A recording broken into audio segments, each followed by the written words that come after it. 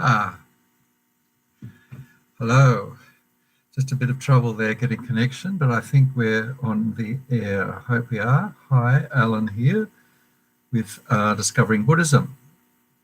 Thanks for being there, and I hope you're well and warm. And hopefully we'll make it through the session without any technical problems. So, hi, Julia. Great to see you there. Hope you're well. So we're on our third class, Introduction to Tantra. Next week's the last one, the fourth class, and also the end of our Vajrayana Institute first term. So we have a break after next week for most of July. I'll remind you next week. And then we start our second term, usually at the beginning of August. So let's, as usual, start with a few minutes, maybe 5 minutes, meditation, mindfulness of the breath meditation. And remember that this is just calming our busy mind, which is usually the way we are after a working day. And so we're using the breath, getting a physical posture that's very comfortable, sitting or lying down, the spine straight. And then all we're doing is just bringing our attention to the way the breath comes and goes in the body. It sounds so simple, but very difficult because it's so simple. And usually we tend to get distracted, think about thoughts, which is okay because that's what we're doing the practice for, to be mindful of what's going on in our mind. And when we do notice that we've lost the physical object, which is our breathing, we just relax, be glad that we noticed, that we've been distracted, gently let go of that distracting thought or sound, whatever it's taken us off the object, and then patiently come back to the breath. Simple as that. So part of the mind is being mindful of the object, and then another part of the mind is just checking, watching from a distance as to whether we're actually on the object or not. That's the monitor. It's called introspection. Watching the mind, watching the mind. So let's start.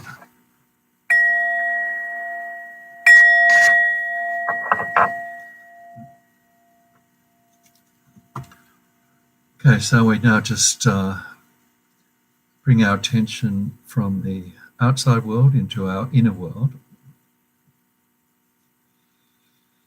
checking up on our physical body and checking up on our mental situation. Spend just a few moments feeling some gratitude, thankfulness that we actually can do some practice together, study the Dharma together. We have this human body, rare opportunity to have a human body and have encountered the incredible Buddhist teachings in this life.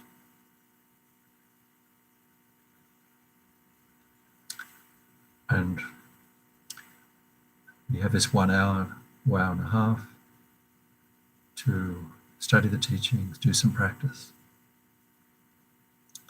Motivation always is to improve our minds, not just for a short-term benefit for ourselves, but to benefit others by progressing along the path for full development of the mind and becoming a fully enlightened being, the path to Buddhahood, where we can be of maximum benefit to others. So now, just checking our posture. Are we comfortable, evenly balanced on the floor or the chair? Shoulders relaxed, eyes can be closed or just gently open. And our object of attention is our breath.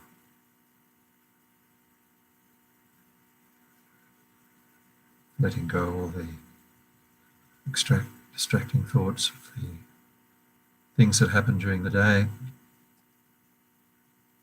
I'm just focusing now on the movement of the breath in the body. Nothing to change, just watching, nothing to judge, just experiencing the breath.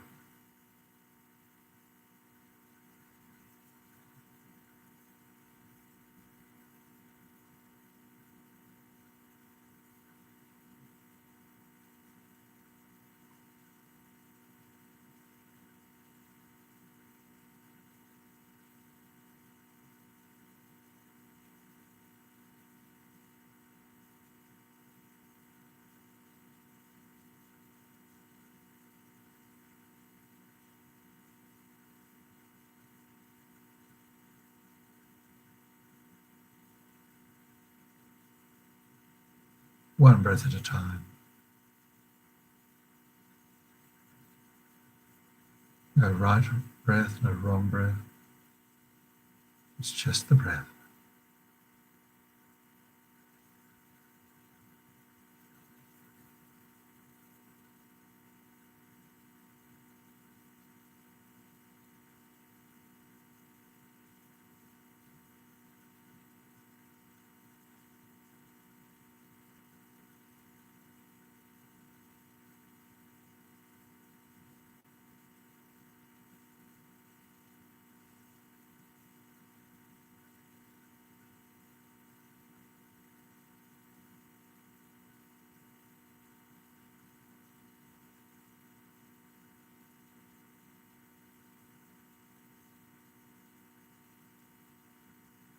Just checking, are we still with the breath? Can we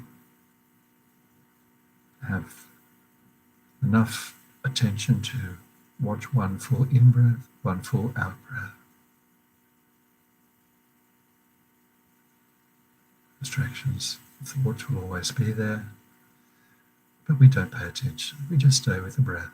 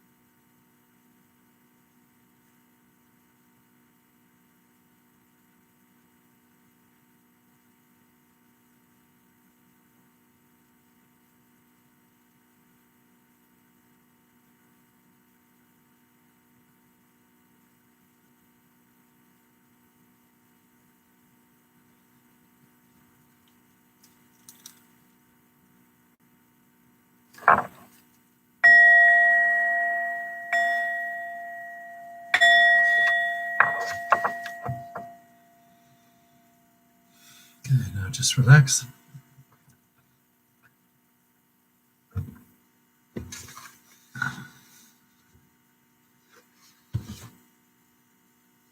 So we'll just have a look at the questions. Got 3 questions there just to cover and refresh what we did last week.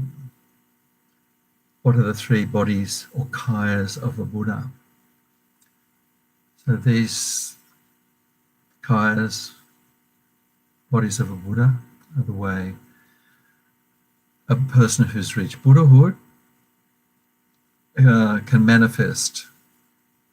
So remember, the first one is what's called the truth body, Dharmakaya. So this is just enlightened mind, non-material, non-physical, no form. The mind of the Buddha, Dharmakaya, the truth body. So this, because it's non-physical, there's no form. If we're just unenlightened beings, as most of us are, we don't see the Dharmakaya.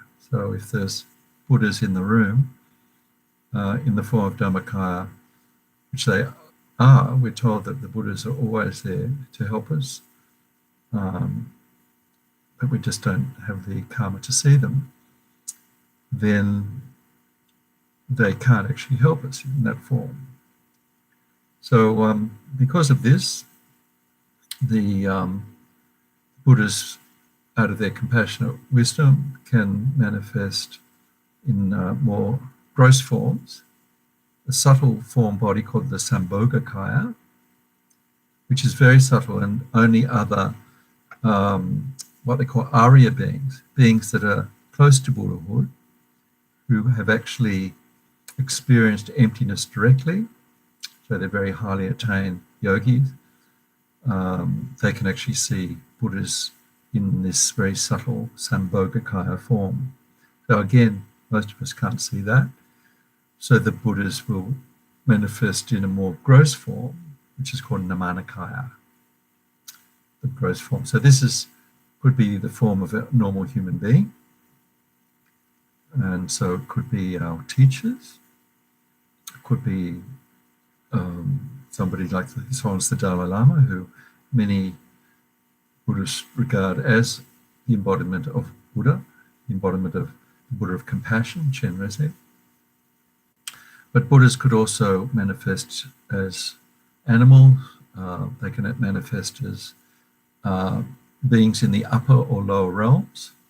So they could manifest as hell beings, God realm, beings in the God realms. So these are beings that have purified all their karmic obscurations. They're still in samsara, not enlightened being. So to help those beings in those extreme non-physical realms, the Buddhas can manifest. They're in the same form as those beings. So, so this is the power of the enlightened mind, of Buddhahood. They're there only to help other beings, and so they can manifest in whatever form is suitable. We're also told that they can manifest as inanimate beings, like could manifest as rain to quench drought-affected areas. They could manifest as medicine. They could manifest as bridges or some sort of material form that will help beings at that particular time. Food. So this is the form that if we are on Earth as human being, there could be Buddha beings around us in Namanakaya form, and we may not know them. They could be just the person in the street, could be a beggar. We've got lots of stories and sutras, in sutras, the teachings of the Buddha, where the Buddha appeared in different forms in previous lives. That's Shakyamuni Buddha, to help other beings. And so we should, this is another reason why we should respect other beings if we're not sure who they are, and we should respect, not kill other beings, and so always be aware that we don't know who people are. There could be manifestations of enlightened mind. So we've answered the second question as well. Why do enlightened beings manifest as ordinary beings, such as the body of ordinary being? So just thinking of Shakyamuni Buddha, the Buddha who got enlightened under the Bodhi tree in Bodh Gaya 2,500 years ago. So the sutra teachings, or there's two different versions of how that's interpreted. The Theravadan teachings say that he was actually, before he became enlightened under the Bodhi tree, was a normal human being. And then by meditating and also all his previous karma in previous lives of having purified and accumulated huge amounts of good karma and merit in many, many, many lives, he, at the time of sitting under the Bodhi tree, all that good work done in the past came to fruition, and he became an enlightened being at that particular point, and then went on to live another 80-something years to teach what he'd learned from becoming enlightened. So the Mahayana version says that Buddha was enlightened before that, and he went through the motions of showing that he was an ordinary human being, a king in the born as a prince in the palace, left the palace and became a wandering ascetic, and then did his practices and became enlightened. So that was, according to the Mahayana, that was to show other beings the benefit, what could be done as in a human body. But the Mahayana version says that he was actually an enlightened being when he was born, and he manifested this Namakanna form as a human body, as a baby being born by the mother, just for our benefit. And of course, there's been countless who's born in different universes, and of course, there's been countless other beings, human beings, who've become enlightened since the Buddha's 2,500 years ago. What are the three common preliminary practices required for beginning the practice of Tantra? So, remember last week we looked at this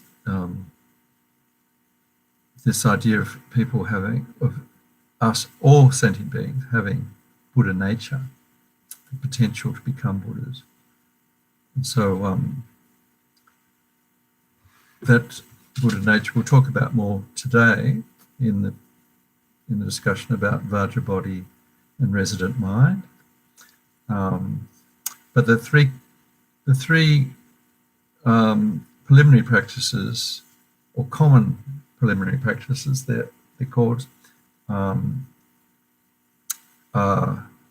renunciation, bodhicitta, or emptiness, shunyata. So they're the conventional terms, but in more traditional or sort of everyday English, renunciation, Lama Yeshik says this is emerging. He uses the word emerging. This is the realization that in our present form, we have a human body, which is amazing, but we also are still suffering in samsara under delusions and karma. So we make a decision that we can use this human body to practice the Buddha's teaching and emerge from samsara, unsatisfactory suffering, three kinds of suffering, and we can emerge from that to nirvana. That's liberation. So the decision that instead of just being satisfied with this fairly comfortable existence that we here in Australia have, not everybody does have this, but fairly seductive existence with plenty of food and physical comfort, but realizing that this is not satisfactory. Actually, we experience the second type of suffering, the suffering of change, of the short-term sensory pleasures will end and we'll be back suffering again. And so this knowledge that we're in uncontrolled cyclic existence, uncontrolled birth, death, rebirth, and so on. So this is the realization, it's a big realization, that we need to do something to, first of all, have a positive rebirth, perhaps preferably as a human being, so that we can continue our practices, or to realize that even if we have a human rebirth, we're still going to be in samsara and suffer again. So practice in the second stage of practice, which is wish to be free of all suffering, liberation, and then using the Mahayana motivation to have the highest motivation to become liberated in order to help other beings, realizing that other beings are also suffering and they're our mother sentient being. So that brings us to the second limb, or the second of the three principal aspects of the path. That's bodhicitta, loving kindness, compassion. Lama Rishi calls opening to other beings, opening our hearts to others. The third one is realizing emptiness, shunyata. So this is what Lama Rishi calls dissolving our traditional, our fixed hallucinatory view that we are somehow self-existing from its own side, and realizing the wisdom, realizing the emptiness of self and all phenomena. So those three preliminary practices we need to have some experience of to practice Tantra. Of course, we don't have to have a full enlightened knowledge of them, as the Buddha does, and it's something that as we practice the sutra teaching, we can become have more understanding of the three principles of the path. And if we have opportunity to practice Tantra, then we can practice Tantra and improve our understanding of the three principles of the path: renunciation, bodhicitta, shunyata. This is what doing both. We don't have to wait until we've completely mastered the three principles of the path before we practice Tantra. So that's sort of the short answers, a bit long. These questions actually come from the questions that the DB writers give us. I'll give them questions and the answers to next week. There are a couple that we haven't done yet, so we'll do those next week. But then at least you'll have some written answers you can look at. So today, two topics: the Vajra body and resident mind. So we touched on this last week, and then we're going to look at the uncommon preliminary practices for being able to practice Tantra. You need some knowledge of the three principles of the path, and then you must have an initiation by a qualified tantric master. So that's one of the uncommon preliminary. And then you need to have some awareness of guru devotion, what the inner guru is and what the outer guru is, and some realizations of guru devotion. So we'll come to that later. So just looking now at the Vajra body and resident mind. So the terminology, we've got a physical body, we all know that. That's the one that the doctor will look at when we feel sick, but unrecognized by modern medicine is the Vajra body, or the subtle body, which is residing in our physical body, but it's not subject to old age, sickness and death. So this Vajra body, Vajra means indestructible, Vajra means diamond, is what we're working with in tantric practice. So the Vajra body consists of channels, winds, and drops. So the channels, I think I mentioned this last week. The channels are where the flow of energy, of the non-physical energy of the body, the spiritual energy of the body, occurs. So these channels occur throughout the body, just like the nerves in the nervous system. The most important one is the central channel that that exists from the crown chakra. That's chakra being energy point at the top of the head. You can sometimes feel a slight dent there at the top of the skull, and it travels right down against the spine. It's said to be about the width of, you think, what do they use? A straw, and it goes right down through the throat chakra. It's another energy point there, and the heart chakra is between the ribs against the spine, and then the navel chakra, and then the lower chakra, which is the sex organ. So they're sort of main energy points in the central channel. And so these energy winds, so the mind, it said, rides on the winds. Now these are not winds, the breath sort of wind. These are energy currents that flow up and down through the channels of the body.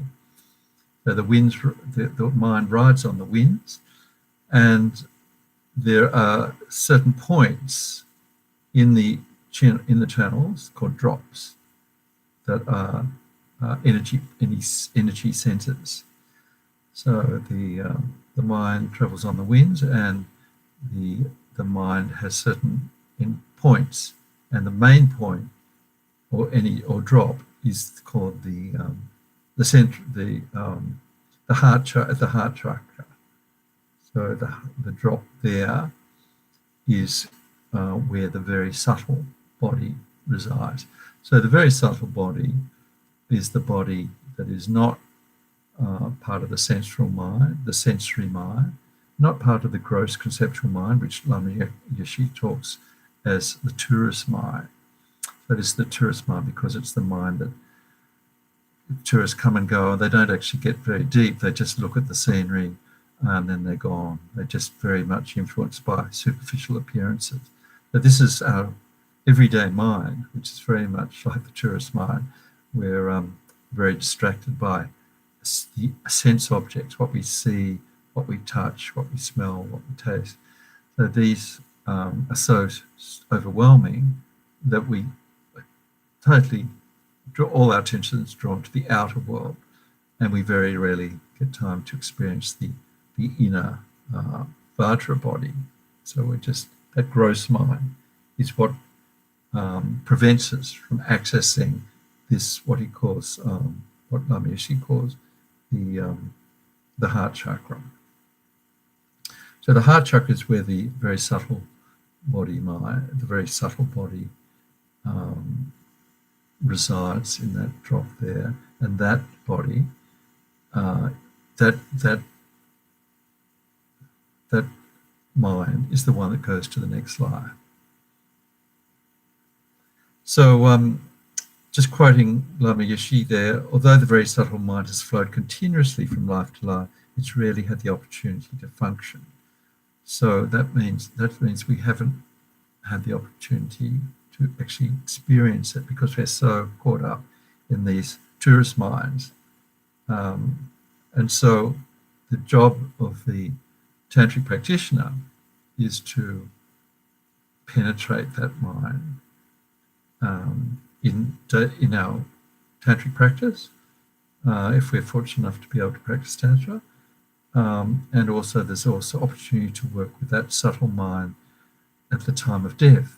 Because at the time of death, the gross mind dissolves, the physical body dissolves, the water energy, the fire energy dissolves, and then the gross mind dissolves, and what's left is this subtle mind. And if we have practiced Tantra in our lifetimes, then we might have the opportunity to notice this subtle mind at the time of death and experience that as the incredibly blissful mind that can penetrate reality, can actually understand wisdom, realizing emptiness. To quote Lama Yeshe, the time of death, the gross minds subdue and the very subtle mind of clear light arises. So that mind is called the mind of clear light. So it's also possible, if we very good practitioners, that doing our, if we've had the opportunity to be initiated into a tantric practice, we can practice penetrating these energy points in our tantric practice. So we have some rehearsal during this life to experience and activate these energy points rather than waiting time of death. And so it's like a rehearsal for death, when we will have experience of this subtle mind. Unless we've actually done some practice, ordinary beings, although they experience this subtle mind at the time of death, it's so quick that they don't notice it. So that's why, if we're fortunate enough to have had some training in tantric practice, some initiation, some guidance, and some commentary and teaching, then we can actually do some practice at the time of death. So, quoting again Lama Yeshe, the tantric yogi and yogini train themselves during their life to recognize this subtle clear light mind at the time of death. And again, quoting Lama Yeshe, at that point, this is of experiencing the subtle mind, the attainment of the radiant light body of the deity ceases to be merely visualized goal and becomes a reality. So remember, in Tantra, we are using our mind to take the result of our practice into the part. We're visualizing self as a future enlightened being, a future Chenrezig or a future Tara, and to realizing that our ordinary view of ourselves is empty. There's no reason to hold on to it, and we can actually recognize that this mind has Buddha nature, harnessing that subtle Buddha nature mind, the mind of clear light. So this explains what Lama Yeshe calls cutting rebirth. So cutting uncontrolled rebirth, where we're freeing ourselves of having to experience uncontrolled rebirth again and again. So we harness this subtle clear light mind, and so we can practice Tantra so that we can control our rebirth to, as the Buddha did, or can, when to the most beneficial rebirth to benefit others. So, so although this is very different, it's a very esoteric teaching, and I recommend, if you can, reading Lama Yeshe's book, Introduction to Tantra, for much more skillful explanations than I can give. But so this introductory explanation is just to open up our understanding of the potential of our human body and the potential that is given to us by practicing Tantra, the fast path, the quick path, to become an enlightened being, if not in this life, in a few lifetimes. So these imprints that are made, if we do tantric practice in this life, will be carried forward into future lives so that we can speed up our process of becoming enlightened. So let's look now at just looking at the time, the uncommon preliminaries. So I've got the reference there to Jonathan Landor's teaching. Remember, you've got this quite large transcript of John Landor's teachings on Tantra, which are excellent. He's a very skillful and very well recognized teacher, Jonathan Landor. So these practices that you cannot practice Tantra unless we have been given an initiation by a qualified tantric master. So this is not negotiable. So it means that although it's quite easy now to, traditionally all the tantric texts were only available to monastics in Tibet and the highest practitioners in the monastery, who the lamas could pick, could groom and teach and give the teachings, tantric teachings and initiations to only those who they considered who were ready. But now that Buddhism has come to the West, Sutra and tantric teachings are available, and so it's possible to actually read tantric books. Sometimes that the books will say this commentary should only tantric teachings on particular deity, could be Haruka, could be Tara, Yoga Tantra, Chittamani Tantra, should only be read by those who've had a tantric initiation in this particular deity. So it's said even if you a non-initiated person who hasn't got initiation reads these texts, they won't understand them because the texts are written in a very encrypted way.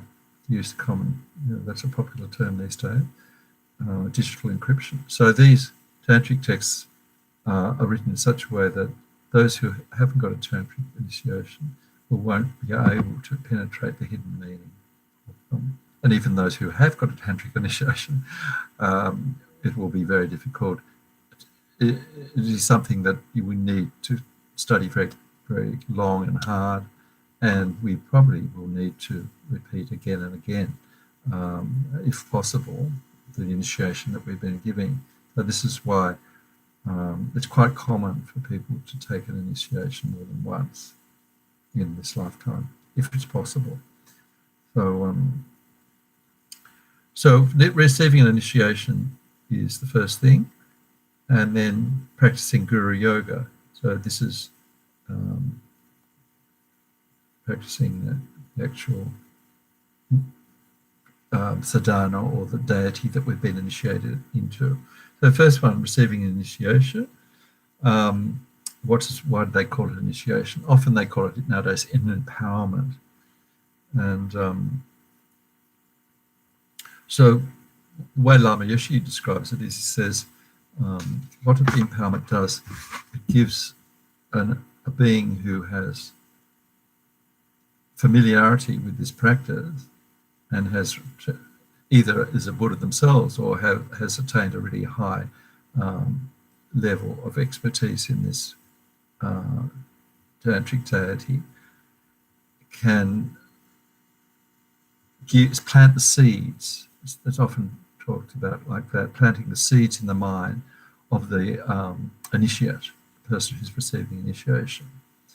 So it gives us the potential or permission to practice that particular form of the Buddha, Chenrezig, Haruka, Vajrayogini, whatever the deity is. And so it's a two-way process. So I remember the Dalai Lama saying once that when he gives initiations, and usually the Dalai Lama doesn't give any sort of commitment when he gives initiation. He might, but he said, I can't remember when, but if the person who's receiving initiation has not got any, the mind is not ripe, it's not receptive to the initiation, then there'll be just minimal effect on that person's mind. So it's a matter of giving and taking. The spiritual master giving the blessing, planting the seeds of the realization, seeds of spiritual realization, and then the student mind being ripened to receive that initiation. So if it's a perfect match and the student is just ready and the teacher is giving the initiation, then it's possible for that student to become enlightened just by the force of that initiation. So, excuse me.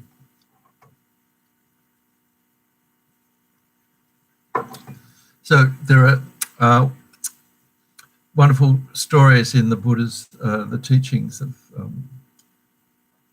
Tibetan Buddhism, like Tilopa and Naropa, two great yogis. Can't remember the exact dates, after the Buddha, after Shakyamuni Buddha. And Tilopa was the master. He manifested as a beggar who hung around the fishing docks somewhere in India, and Naropa was his disciple, and he was looking for this master. He heard that Tilopa was a great yogi, a Buddha, and that he was trying to get teachings and initiations from Tilopa. So Naropa was following this very bedraggled, unattractive-looking person, recognized him as being his teacher, and for many years, I think it was requesting teachings and initiation. And then after going through many ordeals that Tilopa would make him do terrible things, jump off buildings, and then he would revive, gave him very difficult things to do, risking his life and doing things that were completely outrageous. But Naropa had total devotion in his guru. And then there was a time when he was obviously ripe for getting an initiation. And so Tilopa said, okay, now's the time to give an initiation. I want you to present me with a mandala. So a mandala is just like a symbolic offering to your master, this time it was to Tilopa, and giving something and requesting that you receive a teaching. So in this situation, Naropa had no money, nothing to actually make a mandala. So he actually urinated in the dust and created the shape of mandala and offered this to Tilopa. Tilopa accepted it and threw it on the head of Naropa. And Naropa, it said, became enlightened in that instant because his mind was receptive to that at that point. That was the right moment for the master to initiate the student, and the student became enlightened. So probably these days such miracles don't happen so often. They could, so the great yogis such as Lama Zopa Rinpoche and so on do give, and His Holiness the Dalai Lama do give initiation. Maybe some people become enlightened. We don't know, but it will depend on the level of the student as to what they benefit, how much they receive from that initiation.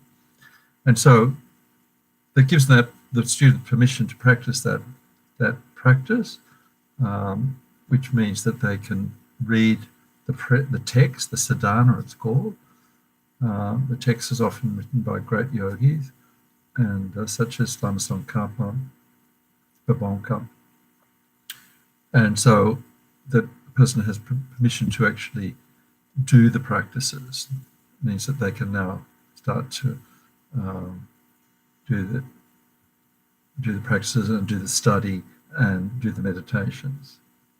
But without that initiation, the student is not allowed to just practice on their own without any initiation from the tantric master. So just quoting there, I'm looking at page 3 in the notes. Lama Yeshe, we need more than an intellectual knowledge. We need heartfelt conviction of spiritual reality inside and outside ourselves. And this brings the idea of the inner guru. So I've talked about the outer guru who gives the initiation, but the inner guru is the one that we're activating and the one that's going to reach Buddhahood if we do all the right practices. And we have the karma and purification practice and so on. So the student, just like my example of Naropa, has to have faith in the teaching and the teacher. There's 3 different types of faith I've mentioned there. So in the tantric practice, the faith has to be to have the best effect, the most powerful effect, that in the master, and also that we have the potential, we have Buddha nature in our mind stream. So this having another way of saying the person has received his initiation into a particular practice, such as, let's say, Chenrezig, means that they've entered the mandala. So the person's giving into that world of Chenrezig, embodiment of compassion, the Buddha's embodiment of compassionate mind.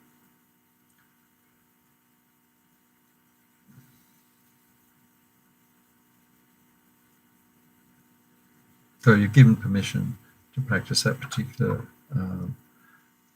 deity. So I'm just looking there, the notes on the outer and inner guru.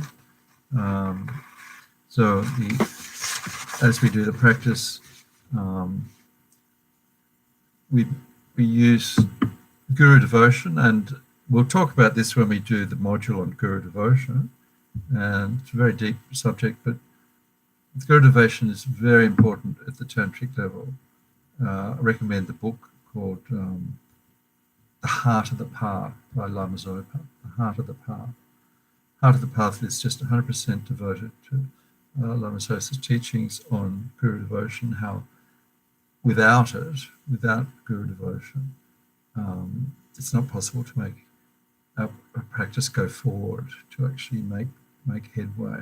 Guru devotion at this tantric level is very important at the tantric level. How to listen. Lama Yeshe says, the practice of guru yoga is to learn how to listen to the inner guru, to activate the inner guru. We recognize our Buddha nature. So we're not just relying on, we rely of course on the outer guru, but we also, the outer guru is activating our inner guru, our Buddha nature. Example of, good example there of, I've forgotten where that came from, maybe in Lama Yeshe's teachings. Tantra is such a high level and technical set of teaching that it's a bit like you've got the components there for a Rolls Royce, all the parts. We've got our body, and we might have the the techs and so on, but we actually need an expert to assemble, to actually how to put it all together. That's the outer guru. So then after, if we do receive a tantric initiation, there are certain commitments we make. Not always. If you've been fortunate enough to get initiations from His Holiness the Dalai Lama, say in Kalachakra, which he gave in Australia in I think it was in the 90s, then he doesn't give a commitment. He didn't give a commitment to that particular initiation. Sometimes he might, but so it depends on the actual teacher as to whether there'll be a commitment. So the commitment probably often is to do a particular practice. So if it's Chenrezig, and there's different forms of Chenrezig, some are lower Tantra, some are higher Tantra. So there could be a commitment to do a certain number of mantras every day, or to recite abbreviated version of the sadhana. Sadhana is the actual prayers that go with that particular deity or practice. There might even be a commitment to do a retreat with a certain number of mantras. So that's fairly standard. If you have a Vajrasattva commitment, initiation in Vajrasattva, then you have a commitment to do a certain number of Vajrasattva mantras, depending on the person giving initiation. So then Jonathan Landor talks about the seven-limb prayer. He says that's a way of those practices within the seven-limb prayer, which I've listed there, making prostrations, making offerings, etc., or condensed into the seven-limb prayer, are practices that actually, he calls this collecting and cleansing. So even though we might have received an initiation, we still need to do these preliminary practices to ripen the mind, make prostrations, make offerings, which could be outer or inner offerings, even mentally conceived offering. We need to confess, which is often done with 35 Buddha prostration. We need to purify, and that's often done in terms of Vajrasattva practice. Making prostrations is purifying too. Making requests, and then dedicating. So just getting back to if we have received a highest Tantra initiation, we usually have to recite a certain number of, we might have to recite a certain number of mantras a day. We might have to recite sadhana. We might have to do a retreat. Most commonly, we will have to do something. And so that's keeping vows and commitments to do those practices. We also do something called 6-session Guru Yoga, which is a prayer. There's a short version and a long version, which we have a commitment usually to do every day. And that's recognizing the importance of the Guru, vows to practice compassion, loving kindness, bodhicitta. So these are the details of these prayers we don't get until we actually get the initiation. So, but there are these commitments, and so it's often the commitment is to do something for the rest of your life. 6-session Guru Yoga, often we have to do a commitment to do that for the rest of our life. So it's not to be taken lightly, receiving initiation. We have to feel that we're ready for it and take on the commitments. So just checking the time. I think it's nearly 8. So this meditation that I'm going to do, it's based on Chenrezig. It's a very interesting one, which I haven't actually done before, by Jonathan Landor. It comes straight from his transcript, page 58, 59. And what he's doing, he's using visualization, but not actually visualizing the traditional form of Chenrezig. So Chenrezig comes in many forms. The most common one we see is usually the four-arm Chenrezig, which is the big statue we've got on the altar in Vajrayana Institute. We've got that one. It's one of the 3 statues there. There's also the 1,000-arm Chenrezig, which you've probably seen. So this 1,000-arm Chenrezig, each palm of each hand, those 1,000 arms, has an eye, the eye of insight and the eye of compassion. So Chenrezig is the embodiment of Buddha's compassion. And so the 1,000 arms represent ability to help beings in innumerable ways and to manifest in whatever form that these needs of sentient beings are. So in this particular meditation, we actually use a mantra.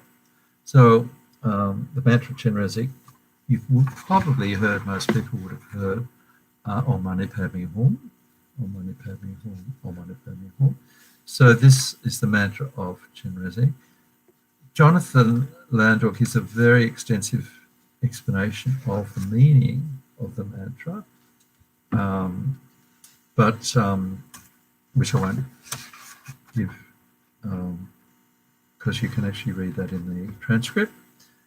But interestingly, he says that with mantras, there is a very profound meaning. He does teach it, but the actual sound of the mantra has been blessed by the Buddha or by Buddha mind. So it's actually not the main power of the mantra. It's not in the literal meaning. So I'll just read you what he says. He said, the deep meaning of mantra does not reside in the literal translation of the words that make it up. The fact that such mantras are products of an enlightened mind, and as such transmit some aspect of the enlightened experience by the sound. In this sense, the meaning of the mantra is nothing other than enlightened compassion itself, the limitless compassion of all enlightened beings' minds.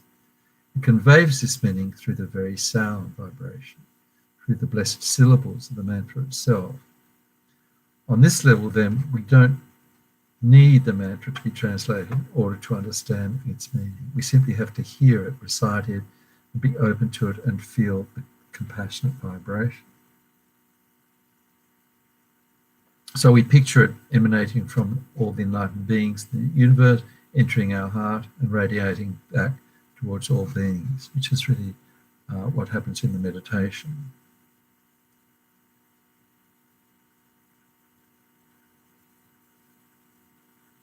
So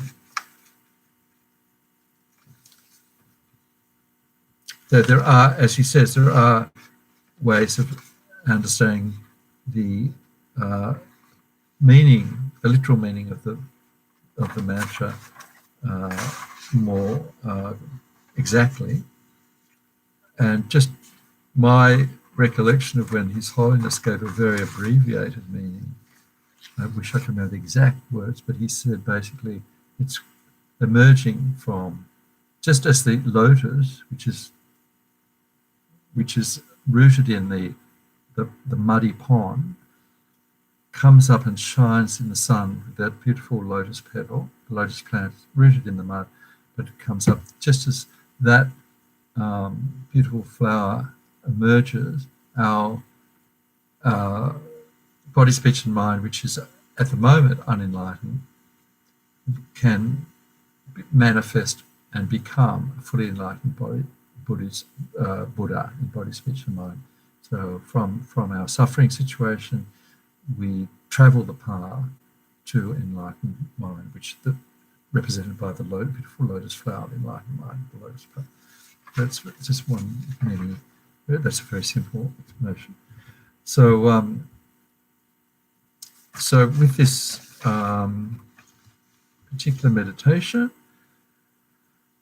I'll just briefly outline the visualizations. First of all, the visualization is that we are sitting ourselves in a comfortable position. He says he does use a seated posture. I think it's possible to do this lying down, but actually I think the seated posture works better because he uses the visualization of being a tree, like a tree that has its roots that go down into the earth. We visualize our posture as having, we can feel the energy going down as a tree's roots are. So this gives us a very strong sense of being grounded, sending its roots down deep into the earth. So this is where we feel that we make contact with the earth on the cushion or the floor, and we feel that we're anchored into the earth. We make contact with earth energy and feel that going down as the tree's roots go down. He says if we've got some understanding or familiarity with the central channel, that's the channel, the Vajra body going from the crown of the head down through the lower chakra into the earth, we can visualize that. It's an alternative visualization rather than the tree roots. Visualize the central channel running down our trunk, just in front of the spinal column, and we visualize a tube of light in that central channel going down deep into the earth, contacting the stable earth energy that supports us. So we establish this connection with the earth. So whether we use the tree visualization with the roots going down or the central channel going down, column of light into the earth, just that we ground ourselves in that vision of connection with the earth. So then the next part of visualization, you visualize that we are, just as the roots of the earth, roots of a tree bring up the nutrients from the earth into the body of the tree, we visualize that we're actually bringing up energy from the earth into our trunk, into our body, and it goes up through the top of the crown out into space, that bringing up the earth energy up into spacious energy. So we bring our attention with that into the traveling up through the central column, out through into outer space. So we feel the grounding of the earth, and then we also have this experience of space above. It's like a balance between space and the earth. So I'll just abbreviate the visualization when we do it. And then we feel fixed in that stability. And then we imagine that at the heart, center of our hearts, we have a radiating white light. So this is you can imagine that at the heart chakra there, this little mind, this incredible white light of loving compassion going out from the heart. And this white light wishes all beings to be free from suffering, have perfect balanced mind, stable, clean, clear, and have their own innate loving compassion, wisdom, and they can bring true satisfaction to all beings. So this we visualize we have this white light of loving compassion, and we radiate it out. So this visualization, radiating out the white light of compassion, is conjoined with the repetition of the mantra Om Mani Padme Hum, Om Mani Padme Hum, Om Mani Padme Hum. So this white light, it fills the room, it goes beyond the room, into the street, into the suburb, into the world and beyond, into the entire universe. So we'll actually, I'll say the mantra 3 times when we do the repetition, and then if you want, you can recite 100 repetitions of Mani Padme Hum. And to do this, easiest thing is to use a mala. It's got a mala, and the mala has actually 108 beads. We say 108 mantras to cover mistakes that we might make. So basically 100 mantras using the 108 bead mantra. So do that, just recite 1 round of Om Mani Padme Hum, and then we can just finish the practice by, I'll finish the practice by just finishing the practice using Jonathan Landor's conclusion. Just thinking that we've actually emanated that mantric for the genetic or Buddha of compassion force and energy, and we pray that we'll be able to become a fully enlightened Buddha, so that we can actually have the power to do this practice as a fully enlightened Buddha. Okay, so let's get comfortable and we'll do the practice. We'll spend a minute or two doing some breath meditation. So probably if you do sitting meditation, it's the best one, but if you prefer lying down, it's possible to do that as well. Okay.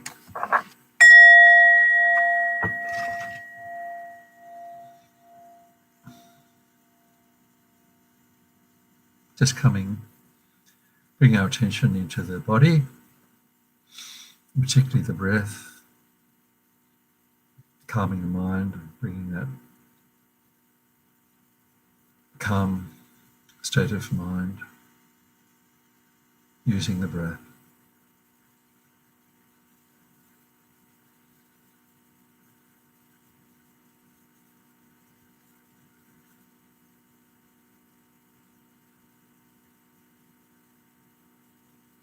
So we begin this practice of compassion meditation, using the Om Mani Padme Hum Chenrezig mantra, or just feeling our body sitting on the floor very solidly,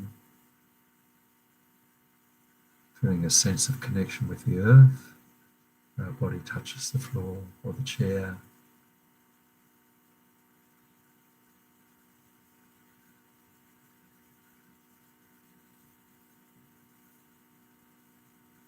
Feeling that stability goes down into the earth, just like the roots of a tree.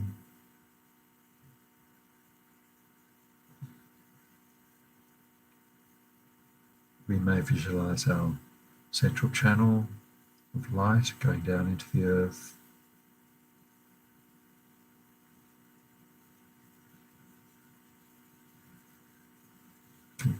Contacting stable earth energy gives us a sense of stability and grounding, support. From that grounding in the earth, like a tree, we can actually bring up the energy from the earth. As the roots of a tree bring up the nutrients into the trunk,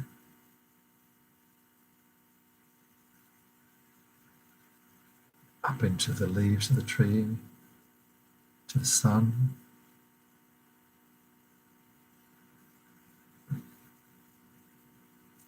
Slowly we feel the energy of the earth making its way up through the spinal column and to the head and out through the crown of the head.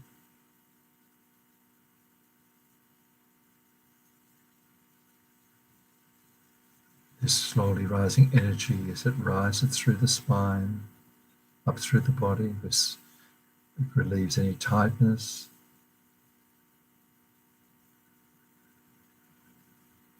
Gives a sense of bliss as it travels up.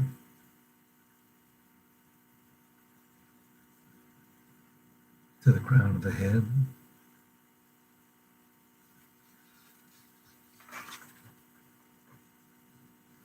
That energy goes out through the crown into space.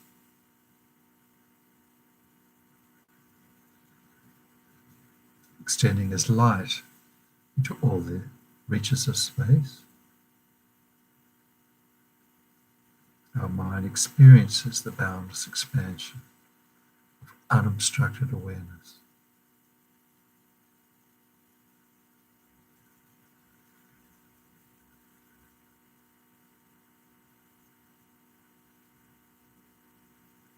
Now we bring that awareness back down through the crown until it comes to our heart center, the center of the chest, the heart chakra, that sense of stability.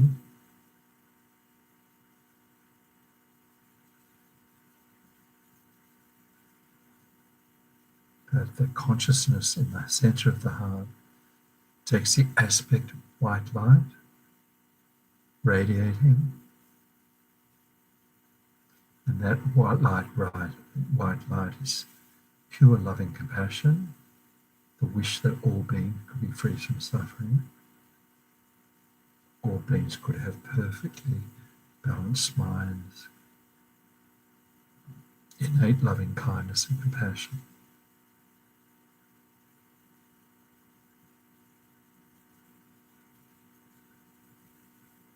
That white light expands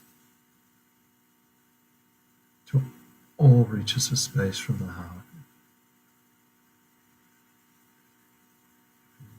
encompass the entire room,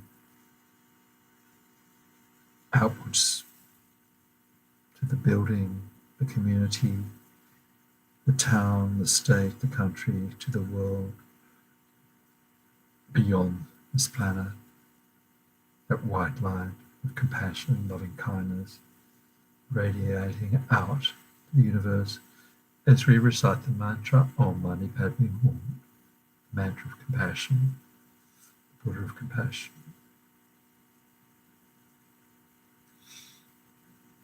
And we recite the mantra 3 times verbally, and then 1 round 100 times silently. Om Mani Padme Hum, Om Mani Padme Hum, Om Mani Padme Hum, Om Mani Padme Hum, Om Mani Padme Hum, Om Mani Padme Hum.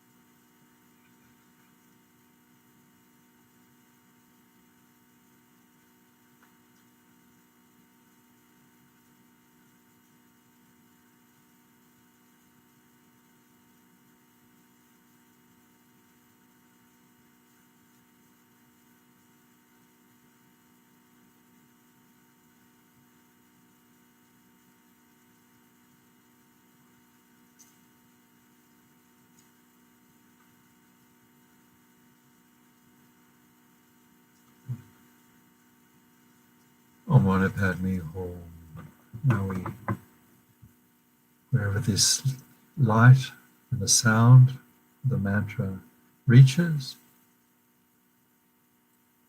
they induce great experience of peace and happiness, blissful fulfillment to all beings.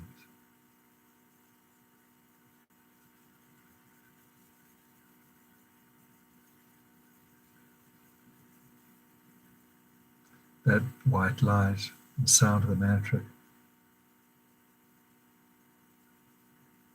fulfills all the wishes of all sentient beings, their wish for peace, well-being and happiness. And they return to us like snowflakes falling into a lake. Compassionate energy dissolves into our heart, inducing an inexpressible experience of bliss that pervades our entire being.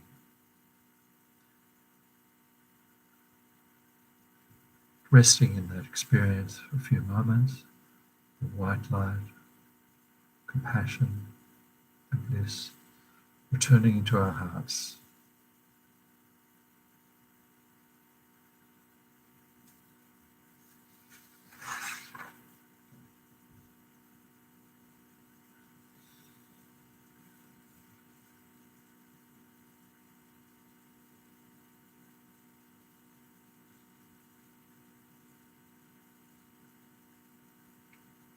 So we can bring the meditation to a close by thinking that through the force of our imagination, our visualization,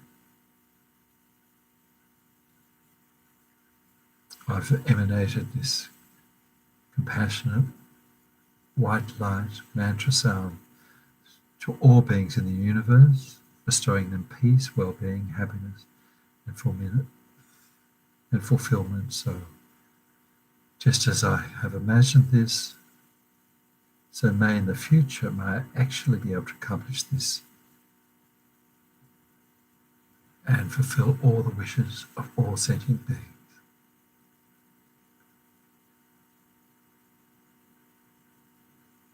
Not just imaginary, but in reality, fulfilling all the wishes of sentient beings.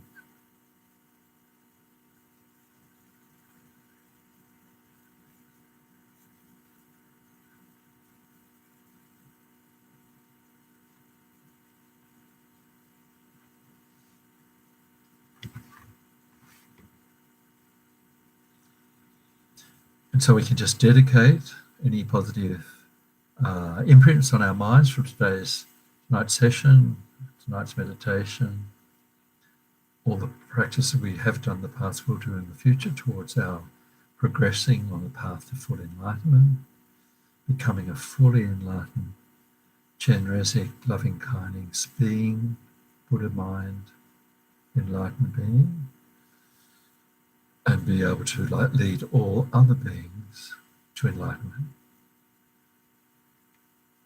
Now we also just recite Lama Zopa's special dedication for the pandemic, for sick people.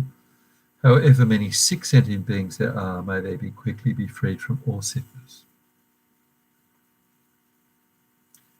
May all the sickness, without exception, of all transmigrating beings never occur again.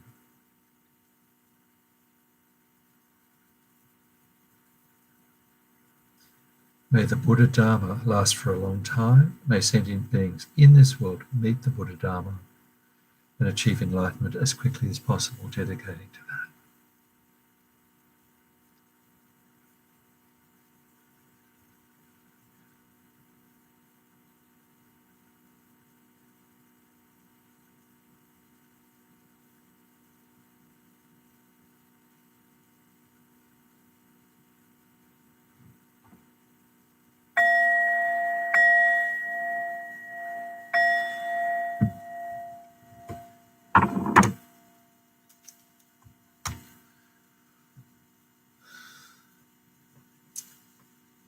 So that's it for tonight. Thanks so much for being there. Great to see you. And I hope you have a very peaceful night, a very peaceful weekend, a week ahead. And I hope to see you next week, same time. Thank you, Julia. Great to see you. Thanks for everybody out there. Right, all the best and stay well.